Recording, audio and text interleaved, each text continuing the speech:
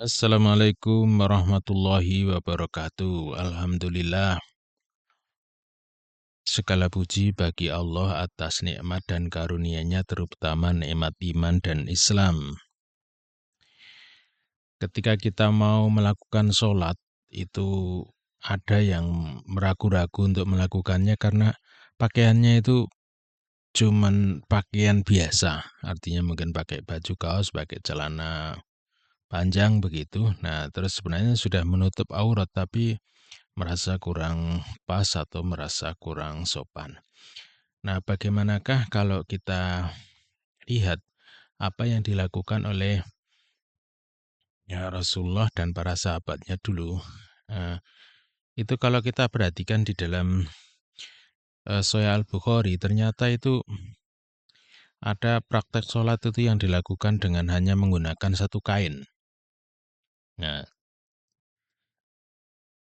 yang jelas memang sholat dengan berpakaian itu memang merupakan satu ketentuan yang nggak bisa ditawar, merupakan syarat sahnya sholat ya. Karena dalilnya itu adalah dalam surat Al-A'raf ayat 31. Khudhu zinatakum inda kulli masjid. Pakailah pakaianmu ketika berada di masjid. Walaupun yang disebut zinah di situ pakaian yang indah, perhiasan ya, tapi yang dimaksud adalah pakaian, bukan menggunakan pakaian yang harus bagus ya. Jadi kalau ada yang berpendapat, oh itu zina itu kan pakaian yang indah ya, itu kalau bisa, tapi kalau tidak ya pakai pengertian zina itu sendiri bukan menuju kepada yang harus bagus, tapi cukup dengan pakaian yang bisa menutup aurat. Nah, ini ada di uh, Sahih Bukhari ini beberapa riwayat ya. Ini saya buka di jilid yang ketiga, Fathul Bari ya. Itu menjelaskan tentang uh, riwayat-riwayat yang menyatakan tentang kebiasaan para sahabat waktu bersama dengan Rasulullah, bagaimana mereka melakukan sholat. Nah, ini misalnya saya sebutkan di sini an Muhammad ibnu Al-Munkadir, dari Muhammad ibnu Al-Munkadir, qala, beliau berkata, sholat Jabir fi izarin. Nah, Jabir itu sholat fi izarin dengan menggunakan izar, kain sarung. Waqad aqadahu min kibali qafahu. Nah, dengan menggunakan sarung yang diikatnya, jadi dia itu mengikatnya dari arah tengkuknya. Wasiyabahu maudu'atun alal misjab. Nah, sedangkan pakaiannya, bajunya gitu ya, beliau letakkan di atas misjab. Misjab itu eh, tiga kayu yang diikat jadi satu di ujungnya, kemudian ujung yang lainnya jadi kaki gitu ya, jadi kaki tiga gitu. Itu merupakan cara membuat hanger ya. Nah, itu untuk meletakkan pakaian atau mungkin untuk menggantung tempat air itu dengan menggunakan misjab ini. Nah, jadi beliau malah justru meletakkan bajunya dan kemudian sholat menggunakan satu kain saja, yang kainnya itu panjang kemudian diikat melalui arah tengkuknya. Saya juga nggak bisa bayangkan cara makainya gimana gitu ya. Tapi ini beliau memakai satu kain saja.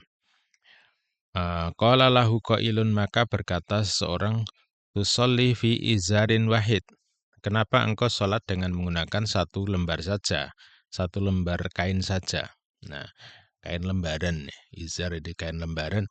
Faqala, maka dia berkata, innama sona'atu dzalika liyaroni ahmaq mithluk. Sungguhnya aku melakukan ini untuk menunjukkan ya,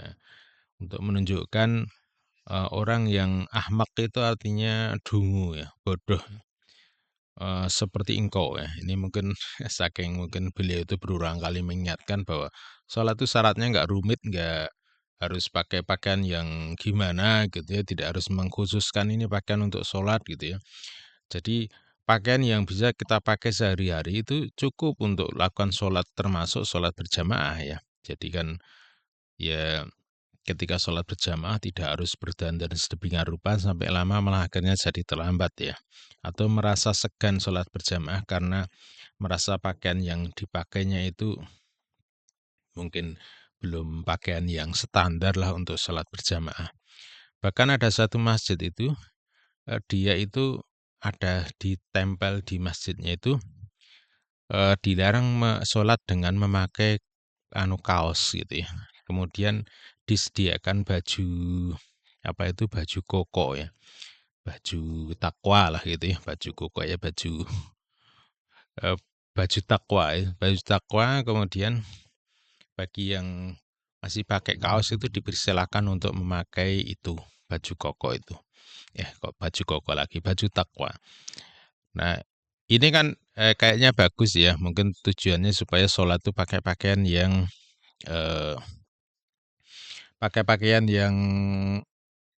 terbaik gitulah gitu ya, yang pantas dalam pandangan kita pada umumnya. Tapi ternyata kebiasaan ya, yang seperti itu justru oleh Jabir Jabir ibn Abdullah ini, Jabir ini ya, sahabat Nabi yang memang banyak meriwayatkan hadis ya.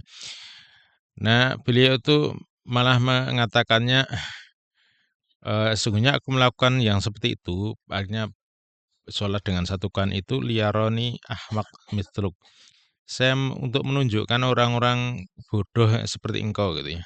Nah, jadi beliau menganggap orang yang berlebihan dalam mengatur pakaian untuk sholat itu disebutnya dengan ahmak, Pak. Ini lumayan loh ini, kata-kata yang mungkin lebih keras lah dari sekedar apa ya, sekedar bodoh itu, jahil, tapi ini ahmak itu lebih tolol lah mungkin kalau dalam bahasa kita itu ya. Wa ayyuna kana lahu saubani ala ahdi Nabi sallallahu alaihi wasallam. Maka Jabir ini mengat ketika, siapkah di antara kami yang memiliki sauban dua baju. Nah, jadi beliau mengatakan, siapa di antara kami para sahabat ini yang dulu memiliki dua baju ala Nabi, ala ahdi Nabi SAW pada masa Nabi SAW masih hidup ya. Jadi kan mereka sahabat ini ya, mereka rata-rata cuman pakai, punyanya itu satu kain ya, kemana-mana cuman punya satu kain yang kemudian mungkin disampirkan di tubuhnya atau dijadikan sebagai sarung. Nah, sebenarnya kalau kita cermat memperhatikan riwayat-riwayat ini cukup panjang ya. Jadi ada beberapa hadis yang disebutkan oleh Imam Bukhari ini ya, menjelaskan ini cukup panjang, menjelaskan tentang bagaimana mereka memakai satu kain. Kemudian ada yang pada satu saat Jabir ini bermakmum kepada Nabi Shallallahu Alaihi Wasallam. Nah, ketika itu Jabir itu menggunakan kebiasaan itu, jadi dia pakai satu kain, kemudian diikatkan gitu ya, digulung-gulung sampai ke atas gitu ya. Nah, ketika itu mungkin kelihatan agak ribet gitu ya. Makanya kemudian oleh Rasulullah dikatakan, kamu bisa saja melakukan seperti itu, tapi bisa saja kamu menggunakannya sebagai sarung saja. Jadi coba pakai sarung, nggak pakai baju terus sholat ya. Ya walaupun ada yang mengharuskan kalau ada ya. Jadi Rasulullah pernah menegur seseorang yang sholat pakai sarung, kemudian dia itu sebenarnya bawa selendang ya. Bawa selendang ya, kayak kain panjang tapi tidak besar lah, tidak lebar gitu ya. Dia taruh selendangnya itu di bawah, kemudian dia sholat hanya pakai sarung. Maka kemudian Rasulullah menegurnya, kenapa kamu tidak memakai selendangmu itu untuk dipakai untuk menutupi punggungmu. Nah, tapi ini kan maksudnya bukan untuk menyatakan keharusannya ya. Jadi bisa saja orang itu sholat hanya dengan satu kain. Ya, walaupun kalau pakai dua kain lebih bagus. Jadi ketika orang pakai sarung masih memakai penutup untuk menutupi punggungnya. Nah, kita tidak perlu membayangkan, loh kan pakai baju ya. Pakai baju kan lebih pas ya. Baju itu kan sekarang ya. Kalau dulu orang beli kain ya kain itu saja dipakai ya. Belum tentu dijahitkan gitu ya. Nah, sehingga